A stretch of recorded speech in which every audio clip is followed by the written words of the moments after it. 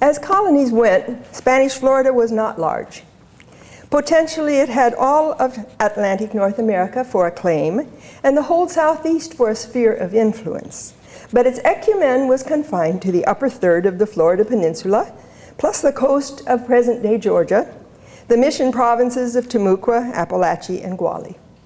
You and I know that whatever progress the colony makes toward becoming self-sufficient will be undone during Queen Anne's War, when slave raiders overrun the mission provinces, and that even mission-resistant South Florida will be picked clean as a whistle. We know that by the mid-18th century, the Indians who met Pedro Menendez will have vanished, some as victims of epidemics, some enslaved, and some as pilgrims in search of a better land, leaving behind them enough old fields and feral cattle to attract bands of Creeks and turn them into Seminoles. We know, moreover, that the Spanish themselves will eventually move out twice, in 1764, after the colony is ceded to the British, and again in 1821, after the United States has shown that it is no respecter of Spanish borders, nor yet of Indian ones, when runaway slaves are at stake. Knowing all this, why should we continue to care about a colony that left no constituency to vote as a bloc, no adobe mission ruins to bring in tourist dollars? What's in it for us? Nothing less, I say, than a revindication of Florida's Spanish past. Colonial Florida was not a failure. It survived, doing what it was expected and designed to do for 2.5 centuries, notwithstanding its low settler population. Toward the end of the American Revolution, 11,000 loyalists would wash in and out of the peninsula like a tidal wave, but all that they left behind them were empty shacks and a line of discarded belongings on the seashore. Elsewhere, demography mattered greatly, and I'm the first one to acknowledge that it does. Take the case of Canada. Why is French spoken in Quebec but not in Nova Scotia? Because the British could expel the Acadians but not the French Canadians, because there were too many of them. The reason why Spanish Florida did not take root and grow like French Canada is because it was a, quote, a land renowned for war, una tierra reputada por guerra viva. Its presidio was positioned not to support itself and grow into a colony of settlement, but to monitor a strategic seaway and clean up after shipwrecks. The garrison was a deficit enterprise, maintained after 1580 at royal expense. Its annual subsidy, the situado, was a charge against defense funds, like the subsidies to presidios in Cuba, Chile, and the Philippines. Florida was no remote landlocked colony like New Mexico, where 17th century settlers were expected to fend for themselves. It was integral to the worlds of the Atlantic, the Caribbean, and the Gulf, and it could not be extricated from them without damage to Spain's defense system. St. Augustine, with its exhausted soils and its poor harbor, was a naval base. The king supported a presidio in that spot, this spot, not because the crown had money to burn on ships and soldiers, but because Spain's seaborne enemies, the French, the English, and the Dutch, and a swash of buccaneers, were circling like sharks, preying on her ports and seaways, looking for places, except in the case of the buccaneers, places to plant colonies of their own. Queen Anne's War brought the loss of Florida's mission provinces, but not of the presidio, which in the 18th century would continue to receive the king's coin and to be reinforced. So let's take a closer look at Spain's seaborne enemies and at St. Augustine, the base that was too important to be closed. In 1560, Philip II of Spain came to a decision. For half a century, Spain's every effort to establish a foothold north of New Spain on the Atlantic or Gulf Coast had been thwarted, with appalling loss of life.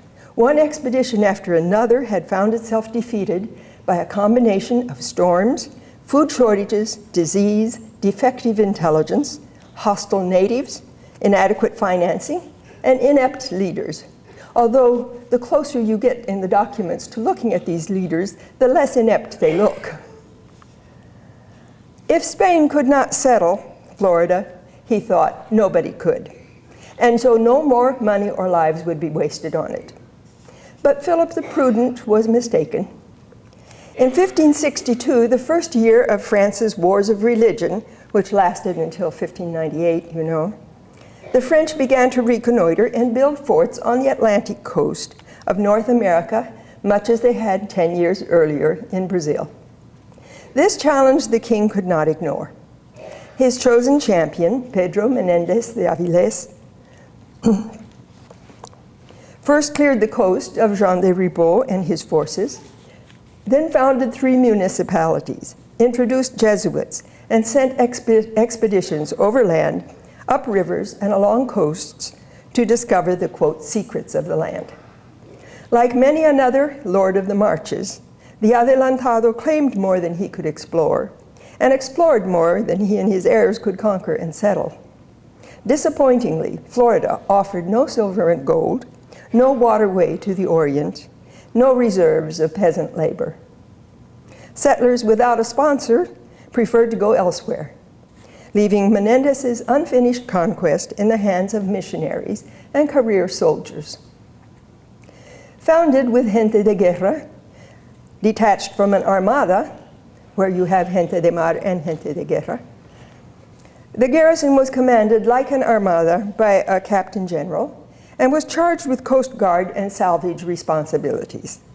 In its early precarious years, St. Augustine was little more than a Coast Guard station along the route of the king's treasure fleet. Florida's Atlantic coast had no harbor for the huge galleons. After a storm, boats were put out from St. Augustine to look for signs of shipwreck, and if possible to rescue the survivors and salvage the cargoes before the Indians got to them. Indians would barter with anybody. And corsairs continued to visit the coast in defiance of Spain's claims. And why not? The English had had some hopes of trading with the Spanish Indies peacefully, but Elizabeth I could not resist schemes that cost her little, like agreeing to help Jean de Ribault in 1564, then throwing him in the Tower and turning his expedition over to the privateer William Stuckley, who's said to be her half-brother, but who knows. Or another scheme allowing William Grenville to plant a colony at Roanoke in the 1580s, near the old site of the Jesuit mission to Ahacan. During her long reign, English pirates, fortified by the publication of anti-Spanish propaganda in Amsterdam, made ever bolder incursions into the Spanish Main. In 1572, 3 English ships put out landing parties to attack St. Augustine. Pedro Menendez happened to be present. He wasn't always there. But he was present on that occasion to help drive them off, only because he had himself suffered shipwreck on Florida's wild coast and had fought his way back to the Presidio to find these English pirates, fight them. Not to be outdone, the French continued to trade in Guale. In 1577, a ship called the Principe, with a cousin of Catherine de' Medici on board, ran aground near Santa Elena, present Paris Island. Governor Pedro Menendez Marquez, the Adelantado's nephew, succeeded in recovering more than 100 castaways, most of the 100 castaways, rather, whom he executed without regard for ransom, obeying the king's orders. In 1580, he outmaneuvered and sank another French ship in the mouth of the St. John's River, captained by Gilles de Marseille. An account of that naval encounter has survived, written up in the language of a medieval romancero. It's just great. It would have really inspired Don Quixote. Drake's 1586 attack on St. Augustine, which led the Spanish to close their base in Santa Elena and concentrate their forces in the lower harbor, was the tail end of a corsairing voyage that had included attacks on Havana and Cartagena.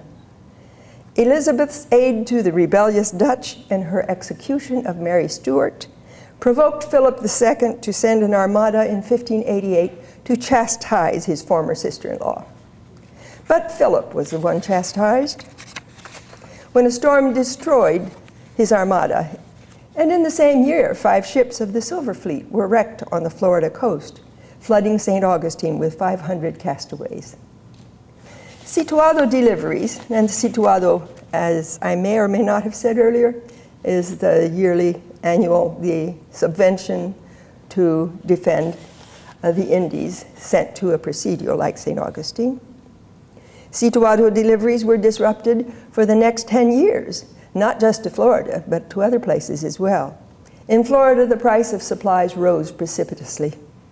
Menendez Marquez summoned to captain the Silver Fleet, saved part of it from French pirates in 1590 and all of it in 1591, but in 1595 alone, French corsairs sank a Spanish ship off Florida. A fleet under Sir Francis Drake and John Hawkins sacked Caribbean towns, and also in 1595, the governor of Cuba sent an expedition to Florida's Gulf Coast to search for a reported English settlement. There wasn't any, but the rumors were around. After fires and a hurricane destroyed St. Augustine in 1598, there was some question about whether the presidio should be moved, and the king ordered an inquiry. Before it could take place, Governor Gonzalo Mendez de Canso had rebuilt the town in its present location, with water on 3 sides. Nothing remains of it now, as Kathy Deegan and her students have shown, except the grid pattern of the streets. But in 1600, the town had a church, a Franciscan convent, a small hospital, a market, a grist mill, 120 houses, and a population of some 700. The biggest problem St. Augustine faced was provisioning. The rations for a garrison could not feed a whole town, even when they arrived promptly and in good condition, which did not always happen. Farmers barely grew enough to feed their own families. And the Indians failed to see why they should support everyone, although when the town was hosting 500 castaways, the neophytes at Nombre de Dios mission contributed some corn. These eastern Timucuans were the Franciscans' first converts, apparently. The Jesuits had departed after the martyrdoms at Ajacan and the death of their patron, Pedro Menendez. The French continued to visit Guale for cargoes of sassafras and deerskins, and they were suspected of making themselves at home there during the Guale uprising of 1597 to 1601, which Governor Gonzalo Mendez de Canso suppressed with scorched earth tactics. Ordered to investigate the presidio's viability, the governor of Cuba, Pedro de Valdez, sent his son, a young son named Fernando, to take testimony. But the inquiry was overtaken by events. 5 English ships pursued and captured the ship, taking the next governor of Florida, Pedro de Ibarra, in 1603. Put ashore on the Cuban coast, he walked to Havana, across the island, borrowed a shirt and a frigate from Governor Pedro de Valdez, and continued to his post. The visit of Bishop Juan de las Cabezas Altamirano to Florida in that same year was delayed by a fleet of 30 enemy ships. When the bishop reached St. Augustine, he found that Governor Ibarra had captured a French ship, for which he awarded himself a prize of 1,500 ducats, perhaps to pay for that shirt. And he also captured 21 coursers. The bishop and the governor, working together, managed to reconcile 20 of the 21 coursers to the church and to bury them as Christians, because of course they had to be executed. Still, the coursers came, and one could not always tell the banner under which they sailed. When Captain Juan Fernandez de Ecija captured a ship in the Savannah River, for instance, the governor recorded it as Anglo-French,